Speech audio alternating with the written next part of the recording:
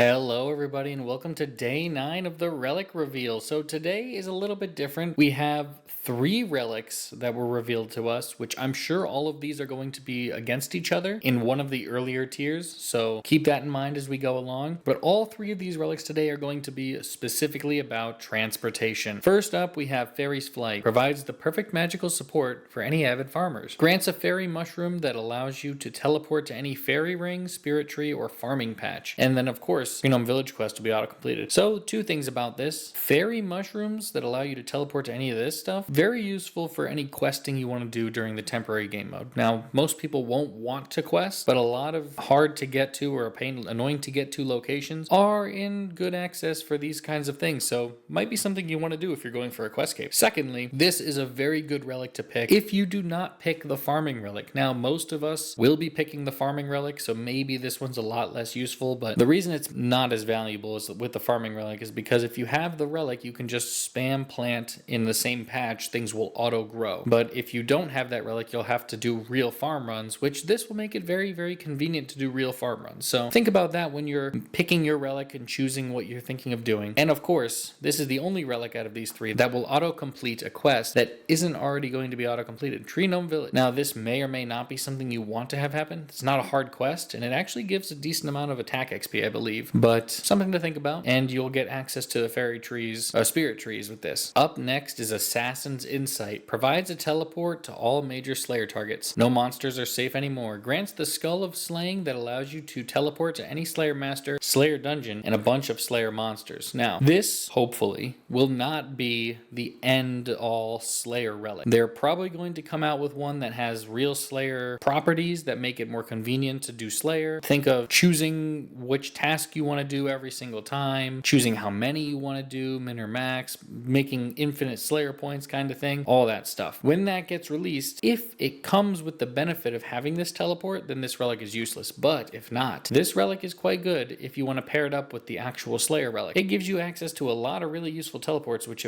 we've never seen in the game before. If we can teleport directly to some of these monsters just on this portion of the list alone, that's actually insane. Direct teleports to Tormented Demons, Ripper Demons, these are pretty good ones for clue scrolls as well. Just thinking about it. Desert Strike Worms, Camel Warriors. It's very annoying to get to Camel Warriors. And also think of some of the wilderness mobs. Getting to the Lava Strike Worms, or even going straight to the Gemstone Dragons without any kind of teleports. Like, stuff like that will be crazy. But it looks like a lot of these things are blocked off in the beginning, so it probably depends on your Slayer level that you'll be able to unlock these. Might also have some other requirements of actually unlocking the Slayer task in the store if you have to. Maybe like Tormented Demons, you probably have to buy that Slayer task to be able to use it. But this is a very good relic overall. Might even be a good clue scroll relic, like I mentioned before. And finally, we have Void Walker. Weave through the abyss with the teleports of a range of jewelry combined into one. I'm not going to read all this because I'll just tell you right now, this is a passage of the abyss. If you don't know what that does, normally a passage of the abyss allows you to take 6 different pieces of jewelry, attach it to the passage, and you'll get pretty much infinite teleports. Not necessarily infinite, but a lot of teleports to these for free. So instead of having to choose between your favorite 6, you get all of these. And it looks like from the look of it here, there are 13 different pieces of jewelry. And you'll have infinite teleports to all of, which is awesome. Great for, definitely this will be the primary one you want for clue scrolls. However, it doesn't have a whole heck of a lot of uses. But if that's what you want to do, that's something you're interested in, this is definitely the relic for you to pick. But that's going to be it for today, guys. These are pretty simple ones, which is why I think these are going to be one of the most early game offered relics, of course, besides the ones we've already seen. But with that being said, please leave your comments in the comments below. I'd love to hear your feedback on what you guys think of these relics. And I will see you in the next one.